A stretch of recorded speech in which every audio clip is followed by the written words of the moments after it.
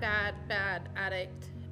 Every time I was able to get a loan, I was doing drugs. I've been to prison 4 times, twice in the state, twice in the fed. I was doing all this crazy stuff, cooking drugs and just staying high. God called me from a prison cell. I was a homeless drug addict, and my hope was found in a needle.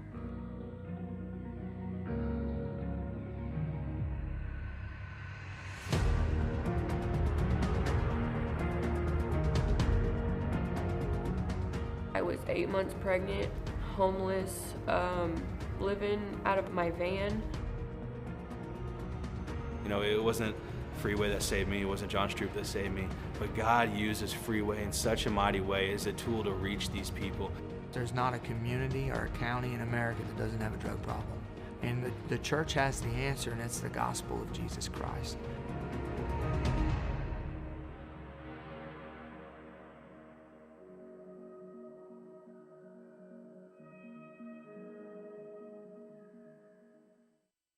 Hello, welcome to One Broken Life. My name is John Stroup. I have a special guest with us today, my good friend and my sister in Christ, Hannah Gonzalez. Hannah, welcome. Thank you, John. It's good to be with you today. And if you haven't watched us before or listened to us online, I just want to explain who we are. One Broken Life is a production of Freeway Ministries. What we do is we explore these unique people who God has taken from the pit from the dope house to the church house, and literally their lives have been transformed by the gospel and through Jesus Christ. And I just think it's very interesting as we get into people's lives. You don't hear about the positive impact to radically change someone who was a drug addict.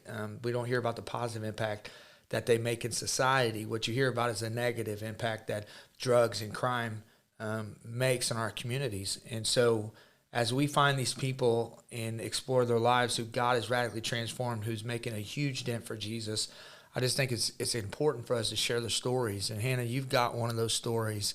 And I believe sometimes, and now you don't have to have a crazy war story past to have a radical, awesome testimony, right? My son is 14. I got custody of him when he was 2.5. He's never seen drugs. His testimony is not my testimony, your testimony. He's a teenager now, and he is, as innocent as they can be, right? I mean, no one's innocent, but he's still got a testimony. But I believe sometimes the bigger the mess, the bigger the message. And you had a great mess, and God turned your great big mess into a beautiful, beautiful message, and I'm proud of you, and I'm honored to have you here with us today, Hannah. Thank you for joining us. One of the theme verses for this podcast is Psalms 51:17. And Psalms 51:17 says, "A broken and contrite heart, O God, you will not despise." And God finds those broken people, and he transforms them into these people who he just uses for his glory. And that's what he's done with you. And I've just been able to watch that from the side and be a cheerleader for you and continue to cheer you on. And so let's just kind of wade through your life here, Hannah. Will you tell the people just in 5 minutes, if you can, what was it like growing up for you? For me, growing up, it was mostly just me and my mom. She divorced my dad at a young age, or whenever I was still really young. I didn't meet my dad till I was 15, so she worked a lot. She tried to, always kept food on the table and worked 2 jobs, went to college while my grandparents helped raise me too, and they poured love into me. I mean, they really tried hard to raise me right. I come from a good family. My mom and my grandparents are really, really amazing people, and they loved me a lot, and so I was born in Stillwater, Oklahoma, and when my mom and dad divorced, she moved back to Jeff City where my grandparents lived, and on St. Louis Road, right by Daisy Delight. If anybody's from Jeff City, they would know where that is, and little apartments right there, and she really tried hard to build a life for me from nothing, and she really succeeded and showed me how to, since I'm a single mom now, the ropes of how to do that, and But she really did the best, you know. Yeah. And so for those who don't know, what did your mom do for a living? My mom eventually became the head of the probation and parole, so she was intense. Yeah. So Yeah. mom, the probation officer, and then Yes. head of the probation and parole officer. And there's people listening right now that don't understand how big of a deal that is to be someone that has a criminal background and who is running with people who are committing crimes that use drugs, and to know that who you're, and I'm sure that was hard on your mom. Yes. As you did bad stuff and your name was ran and you broke probation and did all these things. I'm sure I embarrassed her, a little bit. And, she thought I was a criminal because I was. And she's fighting on one side and I'm fighting on the other. And we clashed. Yeah. We clashed. Even though she tried to love me through it, I pushed away good, Yeah, and you were a rebel. You were a rebel. Yeah. And you were rebelling. And so, we see that a lot, authority issues and stuff like that.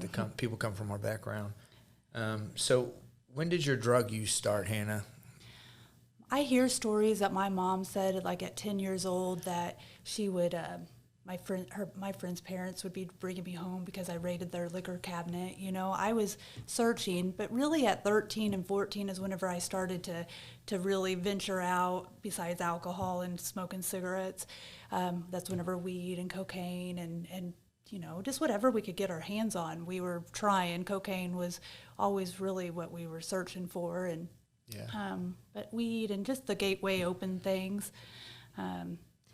It really took a hold about then, and then just escalated from that point on. And you say we. Oh, all my friends. Like me and all of my friends. Yeah. We were all into it. And just the things that come along with that, running with older people and boys and just, kind of wanting to be cool and skip school and that kind of stuff. It comes along with smoking pot and doing drugs. And Yeah. Okay. So you start at 13 years old. You're drinking and smoking weed first, most likely, and then you jumped into cocaine and the harder narcotics, which I believe marijuana is a gateway drug. Yeah. Everybody I know that's been in no offense to anyone, but I feel like I can say this because I was one. I was a junkie, and if you've not been a junkie, that may be offensive. But since I have been, don't be offended by me saying that. But I was a junkie, and every junkie I knew started with drinking and smoking weed. And so that was the same way for you and many others that have been on this podcast. So how long have you been sober right now? almost 7 years. Next, on the 27th, will be seven amazing years. So at 13, you started using drugs. Mm-hmm. Can I ask how old you are today? I'm 39. 39. And so I talked about your age earlier in a negative way, just messing with you, and I'm way older than you. Yeah. So anyways, forgive me for that. But so you've been clean for 7 years. So you started when you were 13 years old, and you were just searching. You were getting in bondage. You were wanting to be accepted, looking for a way out. You were a hurting girl and rebelling against your mom. And then you used drugs pretty much your whole life until you were 33. 33. Till I got down here, yeah.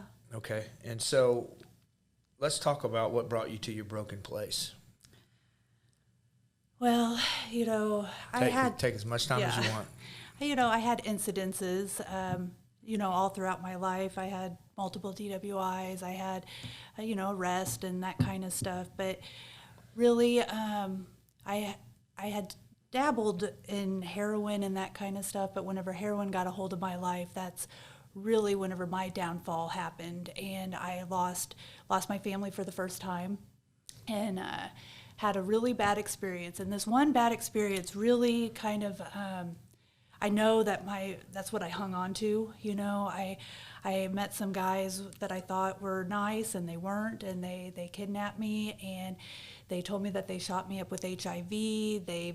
They had my ex-husband pay for me back and rape me, and I held on to this hatred for these people, and the next 3 years was just this hatred that I held on to them, and I wanted to hurt them, and and so at that point, I mean, the drugs that I had used throughout my whole life and through with my marriage and everything, just escalated 10 times. You know, there just wasn't enough after that. The depression that I had and the guilt and the shame that I had, there just was nothing that could cover it up. And so I went from working at a #1 hair salon in Columbia to being homeless. I saw an escort site on the computer on a well-known site, and whenever I called it, they came and picked me up, and I didn't even believe that places like this existed, you know. And I walked in. They came and picked me up, and I walked in, and that's where my life for the next 2.5, 3 years really took hold, you know, and there was no going back after that. Even if I wanted to go home, I couldn't. It was just too deep, you know, it was too dark. And so I pretty much just became a prostitute and lived a life of just brokenness. It was brokenness. I numbed it with all the crack and alcohol, you know, and tried to muscle through it. There was a lot of violence. There was a lot of bad people, and it was dark. You know, there was no light. You know, and then I had my ex-boyfriend got out of prison, and I was able to move from Columbia to Jeff City, and that's where I heard about you and how God had changed your life, and I needed to see that. I was looking for a life change, and so it was pretty amazing to hear that somebody else had changed, you know, coming from the same exact house that I was living in, and hearing that you had changed. I just couldn't believe it, you know. I had never seen anybody really change and do good for a good amount of time. I'd seen people maybe do it for a minute and then go back, you know, and they always went back. And so to hear somebody who really, I knew the stories I had heard, you know, and to be looking up on YouTube and seeing you preach, you know, was pretty amazing. And so one day, whenever my ex-boyfriend called you, you know, he was weeping, and he said, you know, he's praying for us, Hannah. He's praying for all the drug dealers and drug addicts. And it was just starting to realize, like, I need to change, you know. And it was pretty broken there. I was in a very, very dark spot that I didn't even know how it got there. I mean, I would look in the mirror and I wouldn't even know who that was, you know. And we ended up getting in more trouble, and I knew that the law was coming. I knew that I was alone, and I needed a different way, because I had tried every avenue to get clean, to get sober, and I needed a real one, you know. Yeah. So that was that boyfriend was a childhood friend of mine, and I had no idea you were there. I had no idea he had anyone with him. I had been praying for him for a long time, and I still pray for him. And the last time I seen that guy, we were in prison, and I seen him walking with my nephew, who was also in prison, and I was going to the chapel. I'd gotten saved, and I was walking with the Lord, and best I knew how, you know. And I was going to every church service I could. And so I was going into that chapel, and I seen him and my nephew walking together. And I said, you guys need to come in here. You know, you need to come with me and hear the word. And he laughed at me and mocked me pretty much. And I'm not going to listen to that, you know, crap. And that was the last time I seen him to this day. And that was in 2008. And so I had been praying for him a long time. And a guy came into our program named Chris, who's dead now, who overdosed. And Chris dated his sister. And Chris gave her my number, who in turn gave it to him, and that's how he contacted me. So when he called me that night, I was tired. It was late, and I seen 573, which is the area code where we're from, Jeff City. Mm-hmm. And I answered it, and it was him, and he was crying, and you know, and I just shared the gospel with him and prayed for him, I wanted him to be saved. So I did everything I could to let him know how you can come to Christ without giving him some kind of manipulative situation where he'd just say a prayer for me. You know, I wanted him to hear the gospel, repent, come under conviction. And so I prayed for him, and little did I know that God, the person God wanted to reach from that house wasn't him, it was you. And so when you called from his number, see, I don't know if I told you the story, but you know, his mom and dad enabled him really bad his whole life. They're both dead now. And they let me live with them when I was homeless. I was homeless in my 20s without a mom and dad, strung out, no way to cope, no kind of life skills. And they took me in and let me live in that same basement you lived in. And I felt like I had a sense of loyalty to them for that.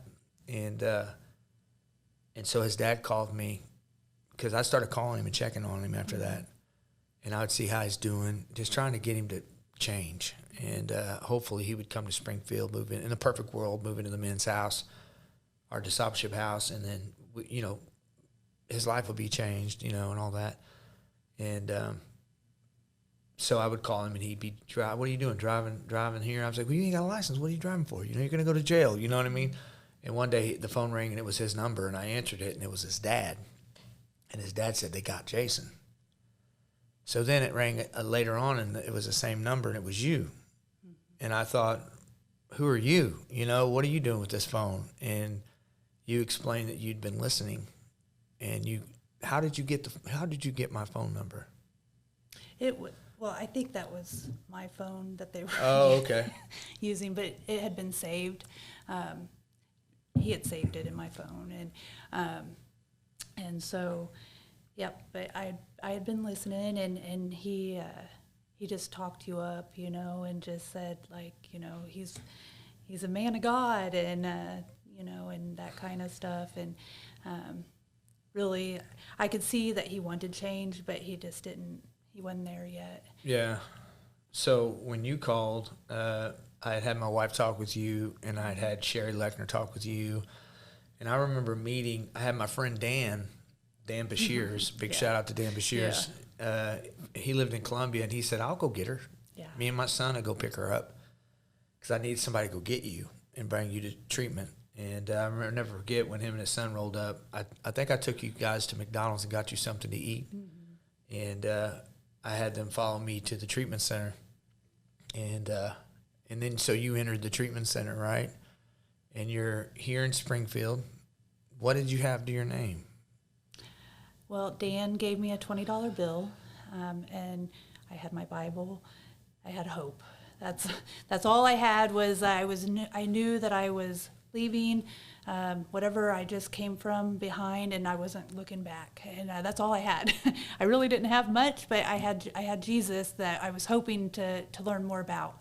You know, I didn't get to meet him yet, but I did know that it had to be something better this way.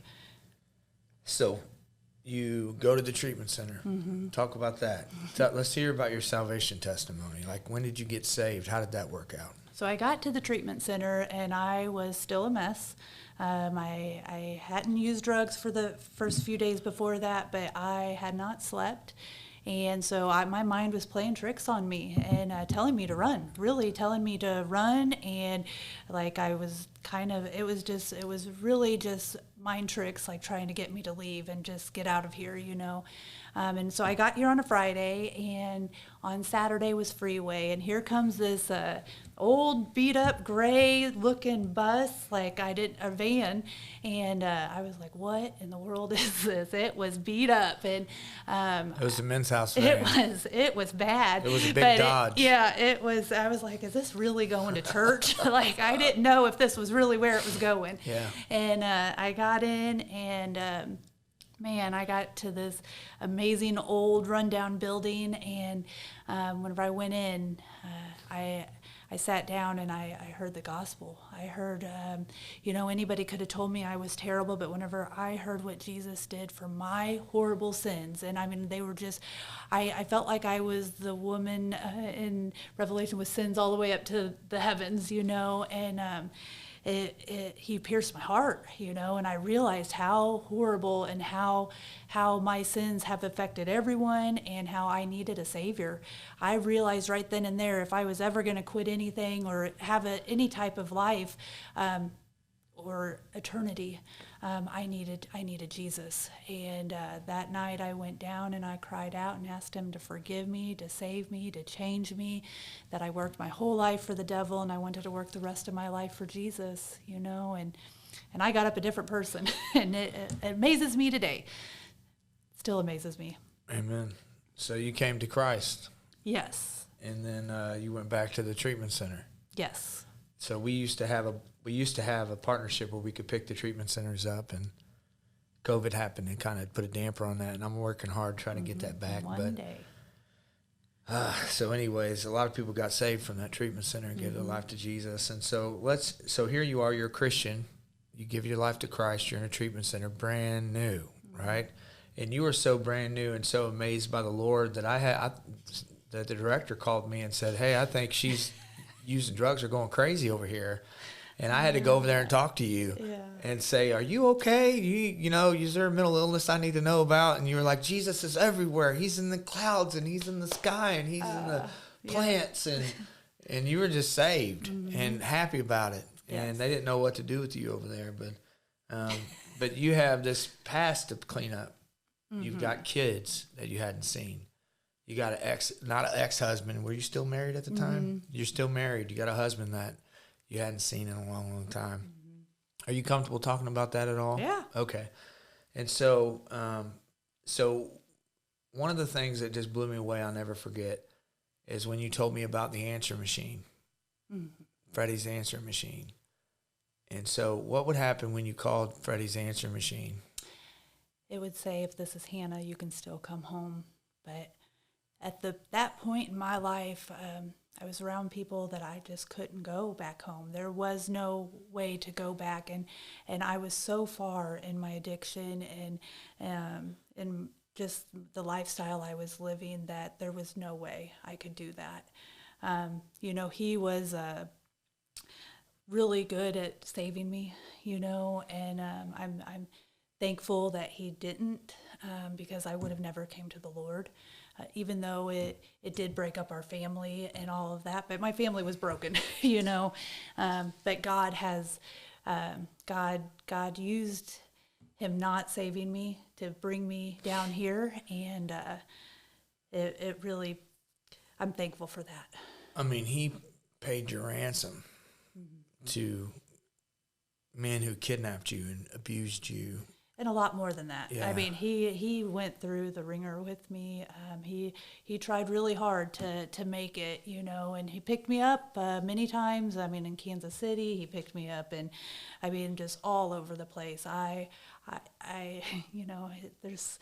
He said it's not funny, but like whenever I don't answer around Christmas or things like that, he still has PTSD from it, because it does affect people. It affected him, Yeah, and he sees you now. And so how long had it been since you've seen your kids, Hannah?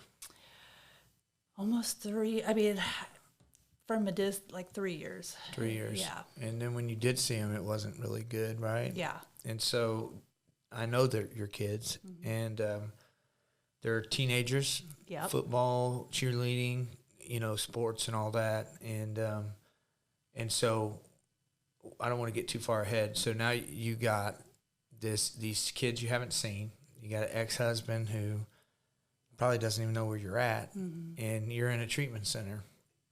And so you get out of the treatment center. You end up coming into the woman's house. So what was that experience like? And I'm just shooting off the cuff. I'm not going to look at my notes. Yeah. So what was that like? I mean, entering the women's house, you've got this structure you got to live by now. You come from this prostitution, heroin. Was you IV user? IV, crack, all the time, alcohol all the time. Alcohol, just criminal lifestyle. You were a criminal. Yeah. So what was it like transitioning into the women's house? We had structure, and you had to, you had these certain rules you had to live by. Well, I remember you asking me one time, do you do well with authority? And I thought, man, nobody has ever asked me that question. That was before I got down here. You know, but I was ready for it and I needed it and I was ready to do whatever it took. It almost felt like it was, I mean, I know that with the leadership that Charlotte and you gave me, it was easy to follow because I wanted what she had. I knew she walked the same way I did before, had the same lifestyle. I mean, not all the way, but drugs and all that. Depravity. Yeah. I mean, all of that. And she has this life that just glorified God. And that's what I wanted. I wanted a life. I wanted my kids back. I wanted a life that could honor God. And she walked me through that, you know, and it was so amazing getting to be the first woman to go in there. We went and jumped on the bed, and it was just nice to have a real bed, you know, that kind of stuff. And have your own bed. Yeah. A clean bed. Yep. A nice, beautiful bed with a ceiling fan above and a bathroom, and it was incredible, you know. That's amazing. Mm-hmm. That's beautiful. And then, so let's talk about your job. Okay. So you started working at a deli. No, I didn't work at the deli. Okay, you didn't. No. You just hung out there.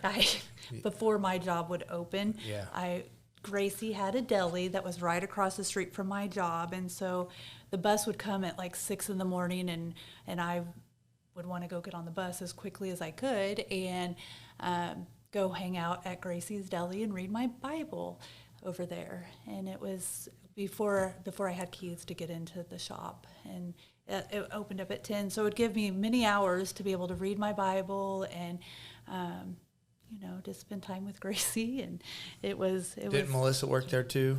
She worked there a little bit. There's been quite a few. Gracie poured into people. Yeah. Yeah. So, for those that don't know, in our women's home, in men's home, you have to put 5 job applications in a day until you get a job. You take the city bus, you look for work.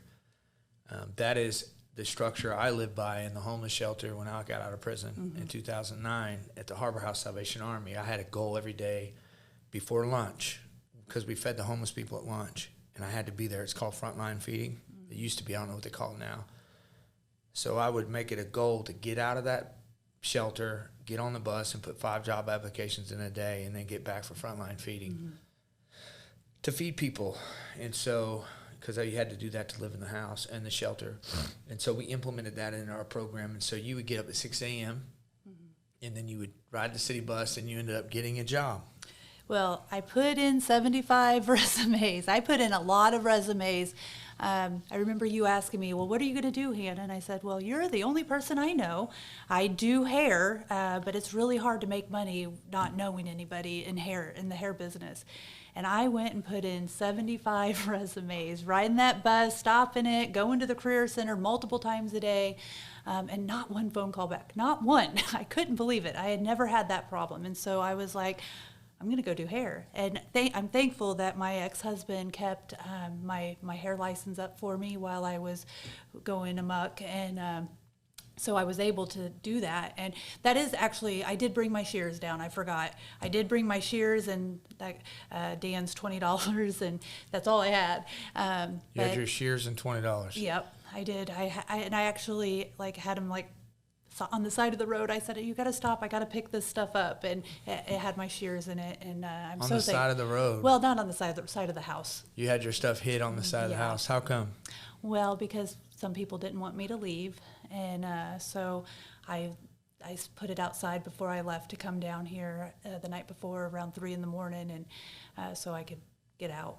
So you had to pretty much escape. Well, yeah, a little bit. People weren't very happy. They were all mad at me too. I don't know if you knew that or not. Yeah, they were. They were all. You told me to tell them, and I did, and I knew I shouldn't have. Yeah. Well, it's just being honest, right? And so. Yeah. So you hid your stuff on the side of the house when you came because you were kept in the basement pretty much. Yeah. And they didn't want you. They wanted you to stay in that basement. Yeah. And they didn't want me to leave, and so. So you got shears, and you got a Bible, and that's it. Three terrible outfits that weren't considered outfits. Okay. Yep. So you come up here, and then so you have your hair. I don't know, what do you call it, beautician's license? Cosmetology. Cosmetology. So and I think correct me if I'm wrong, but didn't you create these resumes in the treatment center? Yeah, I mean, I was the bus. There's like a career bus that came to the treatment center to help get started, and so yeah, I had a plan of action that I was going to do, but it wasn't panning out for me, and that $20 didn't last very long, so I needed a job, and so after putting in those resumes, I realized I want to do hair. I love doing hair. It's always been my passion. It's what I love to do, and so I looked. Everybody said, look on Craigslist. And I'm like, I don't want to look on Craigslist. But I did. And I saw an ad and I went. And the minute I walked in, I knew that's where I was supposed to work. And I worked there for the last 6 years until they just shut down after COVID. So, let me just cut you off on not on accident, but forgive you're me fine. For doing it on purpose. So, but I just want to touch on this. So you get a job, right, at this hair salon, and you lied about your past. Didn't you lie? Well, I didn't lie. I just never brought it up. Okay, you never brought it up. Yep, and they never asked. They never asked, okay. So let me ask you a personal question. Was there a question on there if you had a felony or not? Nope, it was just my resume. Okay. I didn't have to fill out that. They found out, though. They did, so... about 6 weeks in, they took me into the back. I had to take off work for court and stuff, and I just never said why I was taking off or anything. And about 6 weeks in, they took me in the back and they said, her and her husband sat me down and they're like, how do you like working here? And I said, well, I just love it. And they said, well, we love you working here too. And they said, we know that you have some very important court dates coming up. And we want you to know that you're not doing it alone. And they wrote me up a piece of paper that said that they found me trustworthy and that I could represent their business any day. And I mean, I was just taken back. I was going to court for felonies, for stealing, not years before, it was like literally a month before I was arrested for it, for felony stealings and credit card fraud and things like that. And they went out on a limb for me. And most people would not, and so it was pretty amazing that they used, God used them in such a beautiful way.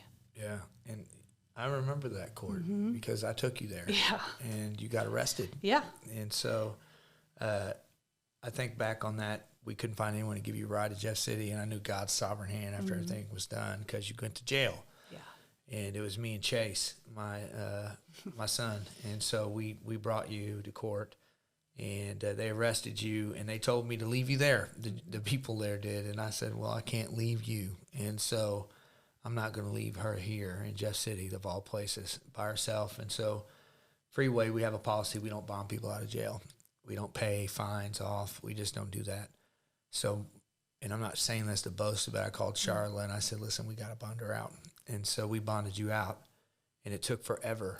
And you made such an impact on them people in that court, even though you had a warrant and they arrested you, they just couldn't believe who you were, that you were the same person. You had already changed so much. And so you made such an impact on that business owner, her husband, who used to do sprinkler systems. You can't see it because we're here, but we have $70,000 worth of sprinkler systems in this building that was done for free because of your testimony.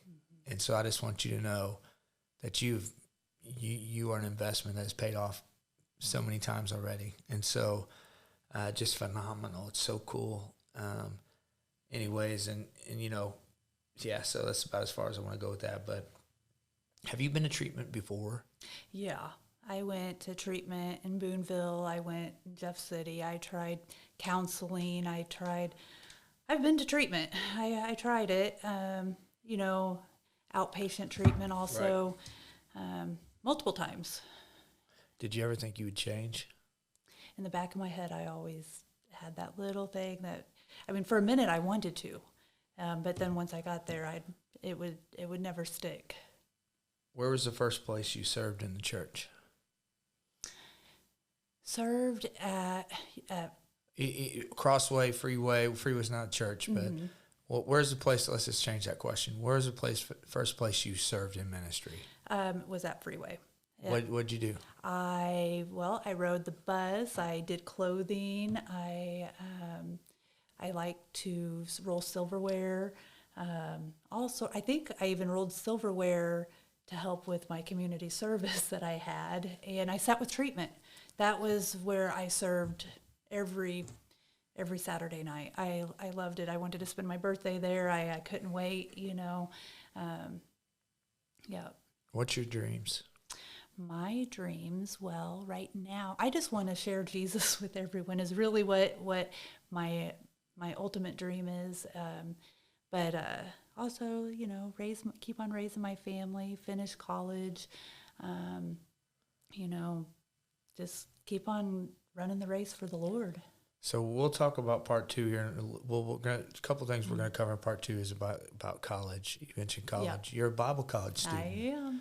You're also a Sunday school teacher, right? Yes. You have a Sunday school class at Crosswood Baptist Church. Yes. And so you're leading ladies, right? And so, and we're kind of going towards the end of the first episode, but I just want to cover a couple of things, and we're going to go over, but that's just what's going to happen. Okay. So, you got your kids back. I did. After 3 years. Yep. It was an incredible, I'd always dreamed about it. I always wanted it. I didn't know how it would ever happen. I felt like I had messed up so bad that there was just no way that could ever be a possibility, But God, in His grace, whenever I called up there after I got out of treatment, I was trying to call my daughter Kayla, and Freddie answered, and he said that he was tired and that he needed me to get prepared for the 11 months later school was starting. And he asked me, he said, "Do you think you could raise the kids?" And I'm like, "Oh yeah. I mean, I'm just like 3 days out of treatment, but yeah, I can do it. I'll figure it out. I don't know how I'm going to do it, but I know that God has a plan." And he guided my steps every step of the way, all the way up to getting my house and having them come, which was just such a amazing feat in itself. I would have never dreamed that could happen, but it did. Yeah, and so tell us how you got your house. Well, amazing woman named Carolyn was in a Sunday school class that I now teach, but we were in there together, and she's the cutest old lady. She's probably 75, 80-ish, and she was in there, and she'd be like, "I don't know why I'm in this class, but I just like to come." And she is so cool. Yes, she is. And her ministry is helping single moms with houses. And one day, I guess I gave her a letter, and because there was something our Sunday school class was doing, and I was praying for a house, and she said it just felt like God hit her in the gut, that she felt like she wanted me to rent a house from her. And one day I get this phone call, and it said, "Hannah, I have a house." The day I was supposed to go look for places with Charla, she called me and said that she had a house and how much I could afford a month. And whenever I told her, she said it was a 3-bedroom, 2-bath house, garage, and I told her how much, and she said, "I'll meet you at your price." And I dropped to my knees because I was thinking, like, I'm going to have to get Section 8 somehow. It hasn't came through yet, and my kids might have to share a room. And, oh, man, it was just such a beautiful house. And God uses her in a great way. She'll be close to the throne of God. Yeah. She's going to have such a reward in heaven. Yeah. And no one even knows, but I know who she is. Yeah. She's a giver. Yeah. She touched my life and my kids' life in such a way, sometimes thank you can't ever be enough. Yeah. And I was talking about this at the revival at Crossway, and the people who've made the biggest impact on my life are all senior citizens. Yeah. And I don't think people realize that are in that time in their life, God is preparing us for the next season of our life until we go to heaven. And when they are in that senior age, their ministry isn't over yet. And so I have been impacted more by people in that season of their life than anyone else in my whole entire ministry, which isn't a lot. I mean, I've only been doing this 10 years, but that woman, she's going to be blessed by God when she gets to heaven. And so do you ever think about, do you ever fear relapse? Do you ever think about what would happen? Does it ever cross your mind? You know, you've done so good for so long. Like I used to worry about you when you'd go back to see Freddie and your kids, I'll be honest. And I told you that. Yeah. I always say, be careful, you know, don't go here, don't go there, stay off that side of town at night. You remember me having that talk with you? And so does that ever cross your mind? Like, well, we're always one dumb step away, and that's what I always want to remember, you know. I know that Jesus is my cure, and I need to read my Bible every day to get my strength from him, because without him I'm weak, you know, and I never want to go back. I never, ever, ever want to. It's just the worst possible thing to even think about, you know. I would hate to see what happened to my kids. Right. You know, and the disappointment in their face. So how long have you had your kids? 6 years. 6 years, full time. Full time. Yeah. Yep. And so I remember when Freddie came down for the first time and visited me. Me and Freddie used to run around together. Yeah. And we did cocaine and drank and bar hopped and stuff when I was crazy and I was an idiot. But Freddie, I remember when he came to my house and just trying to look at him and just think, you know, what does your family think? What does Freddie think about you right now? I mean, you know, and I know there's, you know, I prayed with Freddie and shared the gospel with him and stuff. But, you know, a lot of them, I'm not saying Freddie, I'm just saying a lot. Freddie's your ex-husband, for people who don't know who I'm talking about. But a lot of people that have, you know, good morals and ethics, they don't use drugs, they don't commit crime, but they don't know Jesus, right? Yeah. So what about those people? Like, don't you have family members that used to, like your mom kept a life insurance policy on you, right? And she wouldn't let you come to her house because she's afraid you're going to rob her. So now you get to go there and spend time with her. And did my wife take you to your grandma in the hospital one time, or the nursing home? Or? Yeah. Okay, you got a grandma in the nursing home? I did. Yeah. You did, okay. And so now, like, you are a new person who they never thought you would be. So what do they see? What do they think about you right now? Well, they see me completely different.